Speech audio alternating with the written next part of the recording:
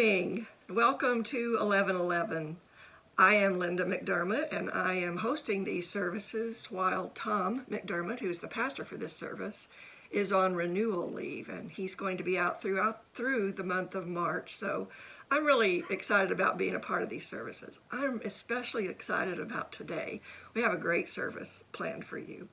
As always, Brad Thompson and the 1111 Band have some great music planned for you. These are two new recordings, so I'm really looking forward to those today. John Taylor is going to be offering the welcome candle. Reverend DeAndrea Dare will be offering a poem during our time of reflection. And then for our message, I'm going to be interviewing, so to speak, one of our return guests, and I'll be introducing him closer to that time. So got a really very nice service planned for you today. Excited about that. Let me go over just a couple of announcements. First of all, I am going to be starting a new study March the 25th. It will be on Thursday mornings from 9:30 to 11. We are entitling that Belief and Doubt, Twin Sisters of a Thriving Faith.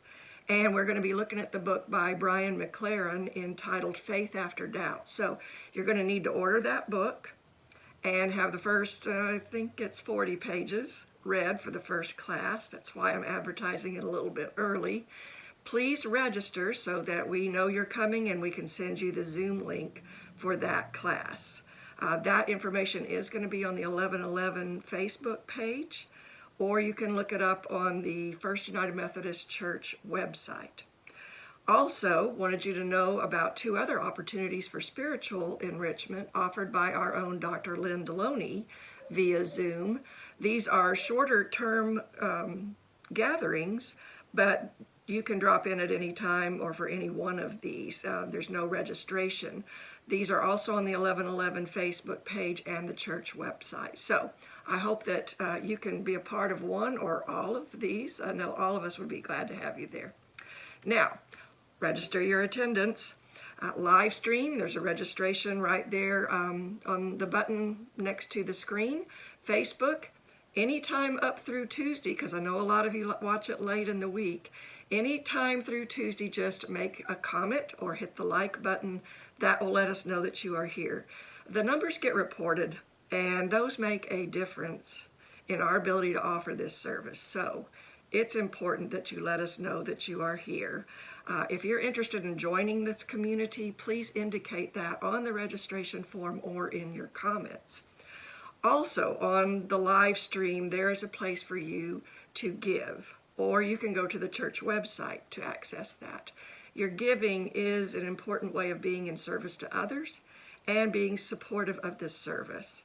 Let me just say that during this past year, when we thought this was just going to be devastating, you guys really stepped up to the plate and were extremely generous and very faithful in your giving, and that was so much appreciated. So I'm just asking for your continued support, and if you think that this is important and you've not been giving in the past, if you think it's important, if you think this service matters at all, then I hope you'll join with those others in your financial support. And let me thank you ahead of time for that. So right now, I'm going to turn the service over to John Taylor as he begins with our welcome candle. Hi, I'm Mary Ann Blue, watching from San Antonio and inviting y'all to join me in our welcome call. Come, come, whoever you are, wanderer, worshiper, lover of leaving, it doesn't matter. Ours is not a caravan of despair. Come even if you have broken your vows 1,000 times. Come yet again. I love that. Good morning, everyone. As we gather this morning as a community, or as we gather whenever it is that we watch this service, we come as one person, as a part of one bigger community, one community that is a part of a much larger world. And sometimes we reflect and think that we are just one small part of this community and world that we are a part of. But our reflections today invite us to look with deep curiosity, with deep wonder, and with the realization that our stories are so much bigger than what we give ourselves credit for, and that our role in our community and in our world is much more integral and much more vital than we ever could have imagined. So as we ponder on these things, as we dream deeply, and as we seek and search, may we hear these words from the poet Aaron Hansen.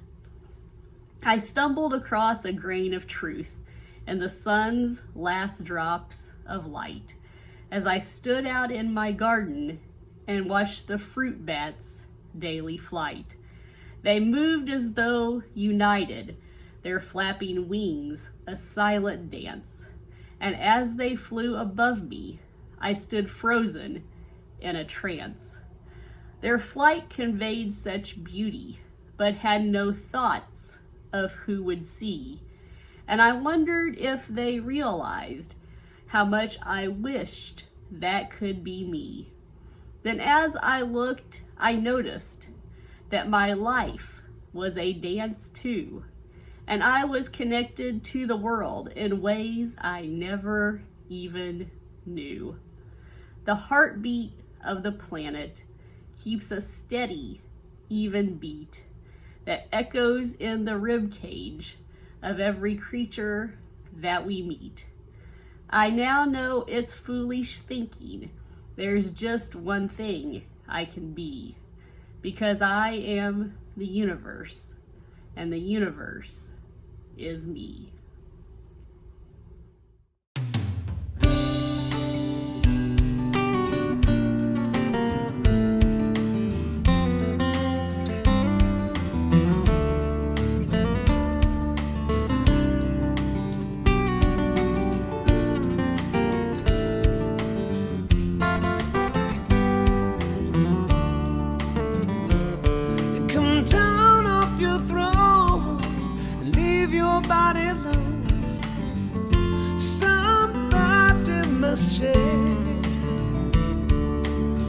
You are the reason I've been waiting so long. Somebody holds the key. But I'm near the end. Just ain't got time. And I'm wasted and can't find my way home.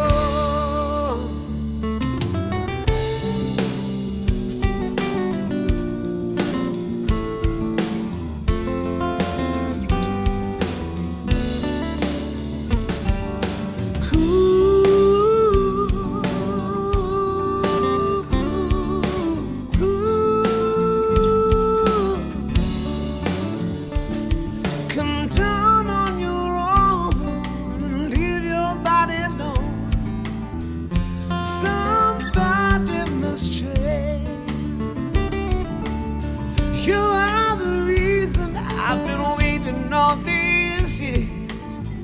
Somebody holds the key. When I'm near the end, just ain't got the time. Oh, and I'm wasted and can't find my way home.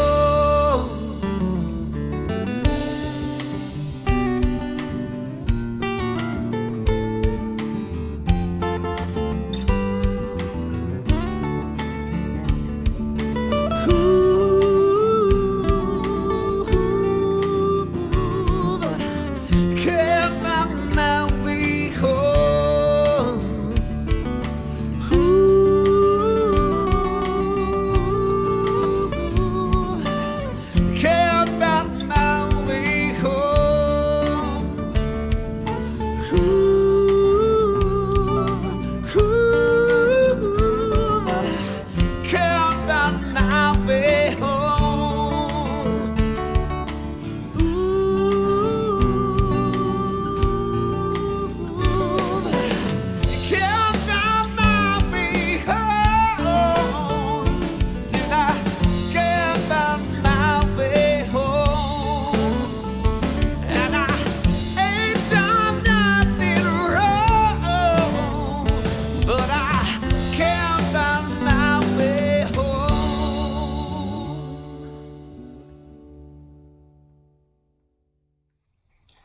good morning again, and welcome to 1111 service.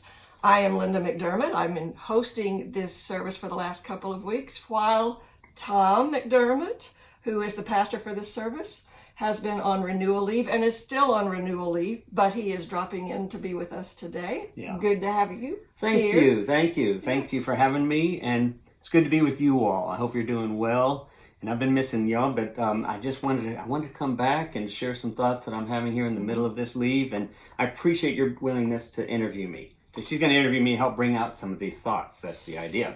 I'll try. Yeah. And I want to thank You have a lot of thoughts. I do. But I wanted to thank you specifically because you've really done a good job of holding this together while I've been gone, and just doing a great job and giving it some life that I hadn't. It's some new life to it, and some new stuff you've done.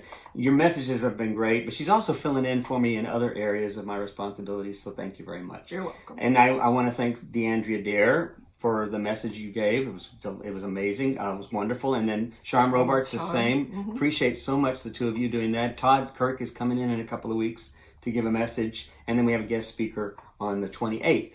So that I come back on Easter. Yes. Yes, I'm returning with Jesus. The two. Okay. We're not going to be able to edit that out. No, so okay, that's you're right. stuck with That's it. But all right. yeah, They're used to everybody's that. done a really nice job of holding it together. The band. Yeah. Brad and the band. You guys just keep bringing it. They haven't missed it yet. It is so fun. Yeah. They haven't missed one And Graham, yet. thank you for putting up with all the different Yeah, folks. Graham Skipper is doing our videos, and he is working now with people who don't know as much about it. That would be me. And so he's been super patient with me trying to learn how to So do thanks all to this. all of y'all. Yeah, it's been great. So you mentioned about 10 days ago that you might want to come back, and so we kind of held this slot open. And so, what did you have in mind when you made the decision that you wanted to just drop in the middle of your renewal leave? Well, so I've been thinking about, and I'll get to something that happened that made me think about this, but I've been thinking about our guiding stories. Mm-hmm. And as we come out of this pandemic, who are we going to be, and how do we relate to the world that we're in, and how will we be? And in particular, I started thinking about this idea of how we feel disconnected. Okay. Definitely. And I chose this song because this sense of disconnection, while it's a pandemic, and we definitely feel that sense of disconnection, that's not an unusual kind of feeling in general. I mean, that's not an unusual narrative for a lot of people. It's just, we're always looking for some way to feel more connected to our lives, more meaning, more depth. And we're living in a country right now that's very disconnected.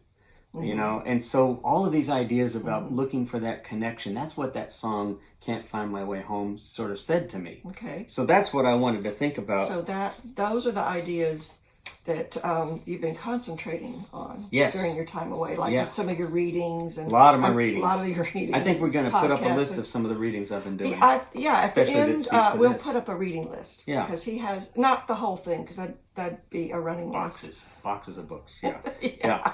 Yeah. So, Well, so a clergy friend of ours was talking with us a while back from Austin, and we were talking about living by myth. The myths that we live by. myths being stories that guide us, not lies. Right. We're not talking. Yeah, it's the way in which the story guides us has a mythic quality because it speaks to a deeper and larger truth. Mm-hmm. And so, for the Christian faith, for those of us in the church and Christian faith, is our guiding story. Right. But depending on how we interpret that's where it becomes interesting, and I want to think about that with everyone, is because for a lot of people, we approach some of these guiding stories as if they're the only way to see something. We have very narrow ways of interpreting these stories. Are you saying some of us as Christians are narrow-minded?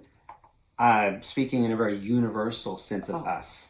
But there are some, for example, I've been looking at zero-sum theory and non-zero-sum game theory. We'll get into a little bit more of that. But a zero-sum approach to a story is that this is it. This is the way it is. And if you're not in line with this story, you're wrong. Okay. And so for typical Christian understanding of that, it's like you have these beliefs. If you don't believe like us, because we're the right belief, then you go to hell. Or you're not connected with God. And, you lose. You lose. So zero-sum has winners and losers. So it's typically like sports is a zero-sum game. Right. But there's a lot of ways in which we approach life from a zero-sum perspective. Oh, yeah. Winners and losers. Even climbing the corporate ladder, for a lot of people, it's about winning and losing. Right. And it doesn't matter who you have to step on to get there. That's right. And so I wanted to think about this because you shared a text that spoke to that so fresh, so vividly, that I thought, you got to share that. This is our phrase. This is really what I want to kick us off with for the rest of Lent. Okay. So you mind sharing that text? No, I'll Okay. share it. It's Yeah. from Isaiah. Give us a little context for the text. It's from Isaiah 49, verses 1 through 6, and just a little bit of background because it's going to come out of nowhere. But Isaiah is talking to exiles, Jews from Israel who had been exiled when Jerusalem was destroyed and the Babylonians had come in.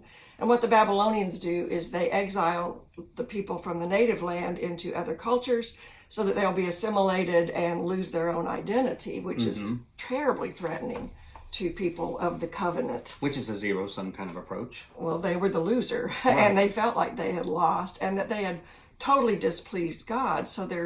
But Isaiah comes in and he's trying to encourage them by saying, you're going to be allowed to come back.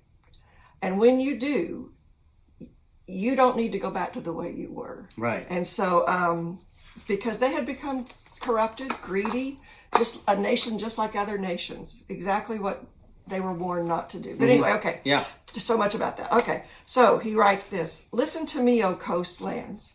Pay attention, you peoples from far away. The Lord called me and said to me, you are my servant Israel, in whom I will be glorified. But I said, I have labored in vain. I have spent my strength for nothing and vanity. Yet surely my cause is with the Lord and my reward with my God. And now the Lord says, the Lord who formed me to be his servant, to bring Jacob back to God, that Israel might be gathered to God again.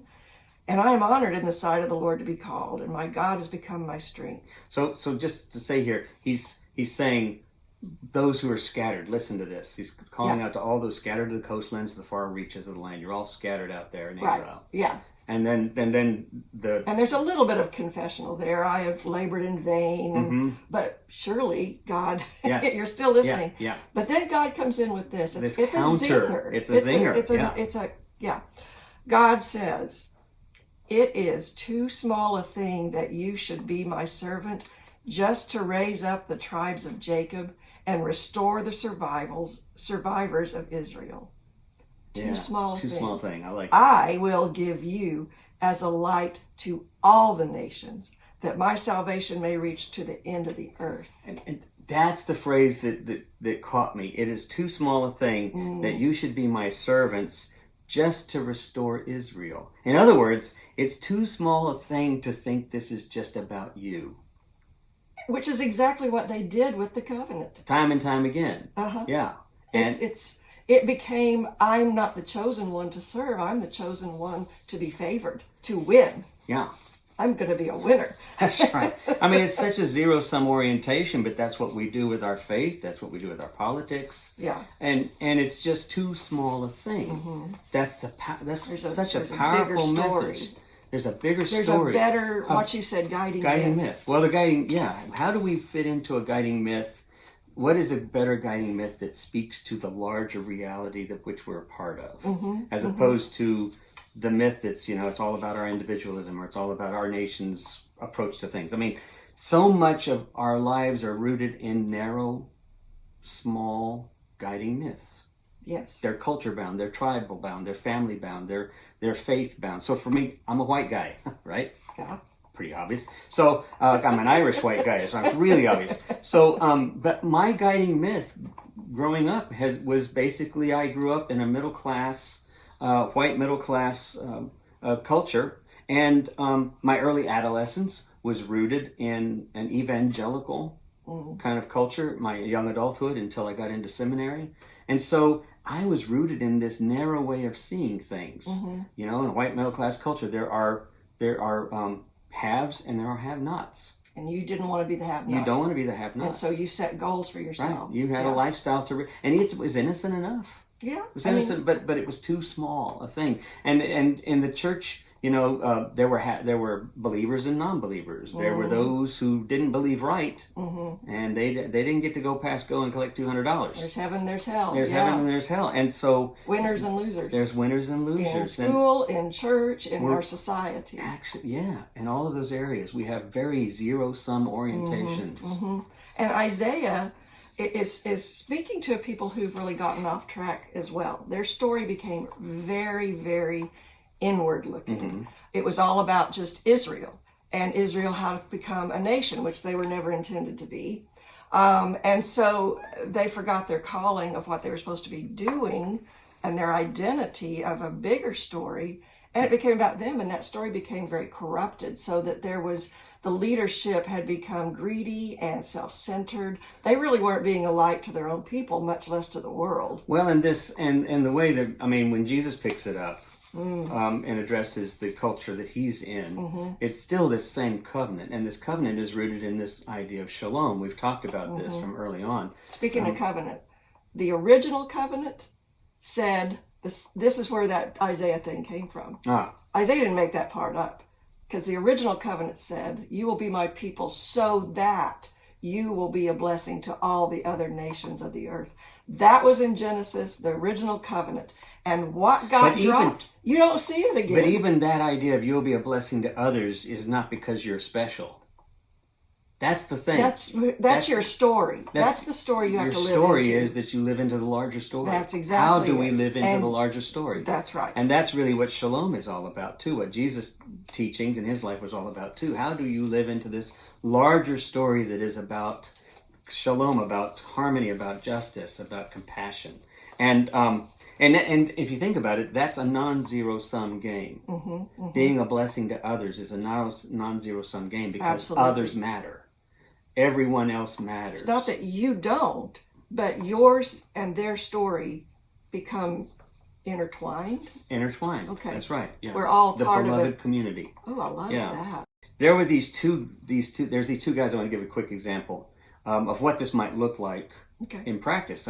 So Bill McKibben, many of you all know Bill McKibben, who is an environmentalist and active climate activist. And then there's another guy you might not know so well, George Marshall, who has this book. Linda's going to provide a list of all the books. She said that, I think. Reading list. He has a great book that came out a couple of years ago called Don't Even Think About It, Why Our Brains Are Wired to Ignore Climate Change. Don't even think about it. I love that. But here's the difference. So Bill McKibben is one of these people who, and I'm a climate activist. I advocate for climate reformation, to protect it. But Bill McKibben, you can say he's a zero-sum approach. Yeah, he's winning. There's only one way to deal with this, and he is in the heart of it and forceful. George is just the opposite. George says, it needs change, but I don't understand. There's something else here. Okay. And so So there may be a bigger story. There's a bigger story. Okay. How do I find that? And so he joins the opponents. Yeah, in other words, he joined the Tea Party. He joined a Tea Party group where he was, I forget if it was Montana or whatever, but he joined the Tea Party group because they were protesting the climate regulations.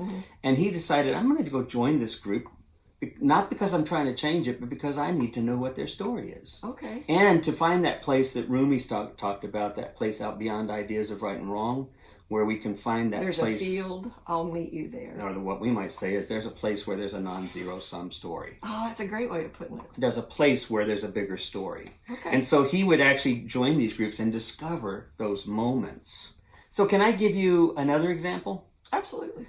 So, we have this Crafting Difficult Conversations group on Monday nights, and Daryl Parker hosts it, and if you haven't been in it, you should check it out. The Zoom's on the website, the Zoom link. But we're always having interesting, difficult things introduced. Sometimes it's a guest, sometimes it's a topic, but the whole point is, how do we craft conversations around things that are difficult? In other words, how do we see a bigger story? How do we approach things from non-zero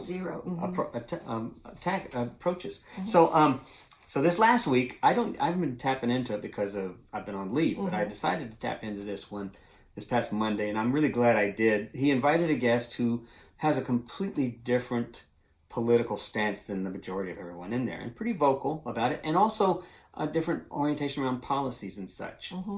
And so as they interviewed and talked, I won't give too much away because it's confidential, but as they talked, I could feel the tension. Yeah. Right? You know what that feels like. When you're uncomfortable. You've been in those uncomfortable conversations, and you want to jump in with, but even you're asking explanations from the perspective of they're wrong and you're right. And you could feel everyone having that sense, but no one said anything. It was as if they were letting go of some of their enemy narratives or their opposing narratives, and taking on a less and allowing more zero-sum. space, taking on less zero sum, allowing more space. Okay. Which is a zero sum, non-zero sum orientation. Okay. And as we did, we began to find that we found other common ground that we shared around love, around compassion, around even justice. And coming from that perspective, it opened a wider way of looking at the differences. Once we found spiraling down that's narrowly. right. You start more open, you can focus on the details later. So you start with a larger story. It was so amazing. And what he wrote, what Daryl wrote as his recap is what I wanted to share with you all, because I just thought he summed up what we're talking about too. He said, in today's polarized social environment, having a conversation with another human being that has a different point of view, that's rare. To be clear, debate, persuasion, coercion, argument, discipleship does not equal conversation. That's true, yeah. And our conversation Monday looked like everything the world is lacking. Curiosity for what is possible if we just listen. I was very moved by the authentic exchange and willingness to acknowledge that we all just want better. A better that is filled with love, equality, and peace. Those are beautiful words. Good job. Larger story. Good job, Daryl. And we all want a better world. Yeah. I mean, I think we're all really looking for that, but when we allow our stories to be so small, we're not going to get there. And we do see signs of it. We saw signs this week in what I was calling COVID, Snowvidgeddon. Snowvidgeddon. It was, to add on to one long year, we had ice storms. Yeah. And How many broken pipes out there? Yeah, no water, whatever. Anyway, but what we saw were so many acts of kindness, generosity. Rather than watching people hoard their firewood, hoard their food, hoard their electricity, and use all they wanted to stay warm, people were being very generous. They were. Yeah. It was wonderful. And you often find the better nature of ourselves, the better natures of ourselves come out in these kinds of moments. Well, you can, and it's wonderful. Yeah. But here's maybe I think that we should ask this question as we're coming to closing here. But as we consider our moving out of the pandemic and back into social proximity and social gatherings and being in person, here's a question I think we should be asking ourselves about this story. Is it too small a thing? Are we also moving into, as we move out of this, are we moving into a time of greater capaciousness within our community and within the church? Okay. Word nerd alert. Capaciousness. Right. Let's move into greater capaciousness. Okay, I use that word on purpose, and it's a goofy word, but it's not a goofy It's an word. amazing word because capaciousness has this big sound because it's a big word, it's a big emotion, it's a big practice. So it's capacity. Are we approaching, as we come out of this Greater into the world, capacity. a greater capacity, a wider capacity for including others? Including even those with whom we disagree. What's our capacity for forgiveness? What's our capacity for mercy? What's our capacity for kindness? What's our capacity for letting go? And instead of that getting of our smaller and narratives. smaller and Right. more narrow about us, Opening it up. How are we widening ourselves to experience capaciousness. diversity? Now I like Yeah. it. Okay. So that's, I think, the challenge for us. And here's a couple of quick takeaways that I think we can do that will help us get to that capaciousness. Okay. Right? Okay, so first of all, I'm going to challenge you all to look at your conversations that you're having now, online, in person, that you're having with people you know, with people you don't know. Look at your conversations, and mostly with yourself even, are you using a zero sum kind of thinking? In other words, are you approaching it from a perspective of, even subconsciously, I'm right here. Are they going to agree with me? Are you looking for agreement? Right? Challenge it. Turn it around. Yeah. See if you can't, as others have said, drop the enemy narrative or the opponent. Even the opponent. Yeah. Competition. Drop that Winner. opponent mentality. And what I'm using as an improv kind of idea is gratitude and adding to. Try to practice gratitude and adding to. In other words, find something you can be grateful about, even in this difficult moment of conversation or this opposing view. Find some gratitude and then add to that. I like that. Rather than looking at what's different or what you disagree with. So that's the first thing. Okay. Then re-examine your goals in general in terms about what is a good life, for example. Examine thinking about what really means the good life means to you. Because if it has to mean right and wrong, or if it has to mean that this is how life has to be, Or winners and losers, and or I'm winners gonna and be a losers, winner. or it has to go back to exactly the way it was, then I think God is saying, that's too small a thing. That's too small a way of seeing it. Find the bigger story and engage your story with that. So those are just Which is what Jesus says when he says to empty yourself so that you can be full. The first shall be last, last shall be first. Lose yourself to find yourself. Lose yourself to find yourself. Those are great takeaways. Well, so those are just some takeaways to think about until we come back together again. Okay, I have one final question, and Okay. that is, can you say a little bit about this closing song, because it's kind of weird. Well, okay, so doing what these two suggestions, I mean, I'm essentially saying get out of your norm and find wider space. And sometimes that means it gets messy. Right. I mean, including someone you disagree with in your wider space, approaching them in the first place, counterintuitive. being in these discomforting spaces invites widening. It really does. It invites a bigger story. You know it does, because to stay comfortable is a small story. And so it's messy. It's insane. And this song is by Blind Melon, which is called No Rain. I just love the phrase that this is not sane. You know, we find ourselves in these little narrow stories, and that's what he's talking about. Even then, it's mundane and it's not sane. And I just love the way they say it. Okay, so we're going to listen to that. We're going to have a fun song. I want to thank you for being here this morning. It was my pleasure. I think this was kind of fun. Yeah. And I know you've missed us, and we've missed you. A couple of things. After this closing song, I've asked Tom to come back and do what has been the traditional ending to the 11:11 service. And I think I've been missing it. So we're going to include it at the very end. Yeah. So don't stop when the music stops. Okay. And secondly, that after that, we're going to put up a partial reading list. Yeah, that'd be So, great. Look forward to seeing you Thank again. you again. And Brad, take it away.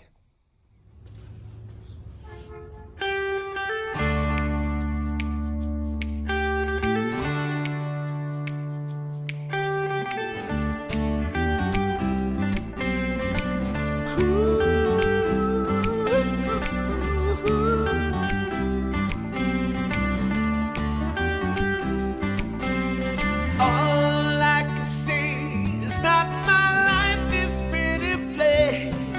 I like watching the puddles gathering. All I can do is just pour some tea for two and speak my point of view, but it's not safe. It's not safe. I just want someone to say to me, oh, oh, oh, oh, I'll always be there when you wake. You know I like to keep my cheeks dry today. So stay with me and I'll have it made. And I don't understand why I sleep all day, and I start to complain that there's no rain. And all I can do is read a book to stay away, and it rips my life away, but it's a great escape. Escape.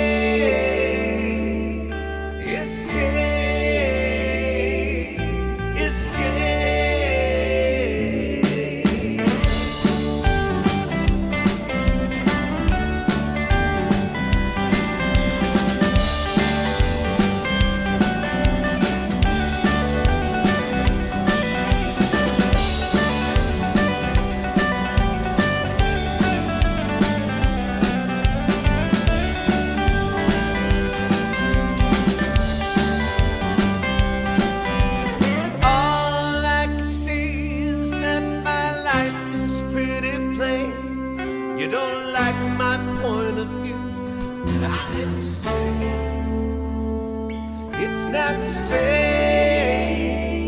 It's not safe. I just want someone to say to me, oh, oh, oh, oh, I'll always be there when you may. You know I like to keep my cheeks tight today. So stay with me and I'll have it made. You know I have it made. Yes, I have it made. You know I have it made. Yes, I have it made. You know I have it.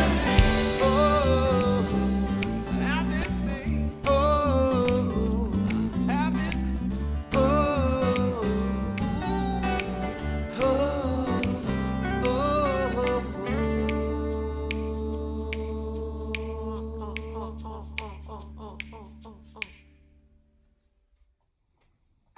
Thanks, Brad and band. Thank you. So let me offer these closing words from Padraig Otuma. Go in pieces. Our task has ended, so go in pieces. Old ideas suspended, and now are being mended into something new and more true. Go in pieces. And as we are unraveling, we are traveling together into a life that is larger than our illusions and our confusions, where they and them become us and we, so we can see and feel and freely share our world anew. Go in pieces.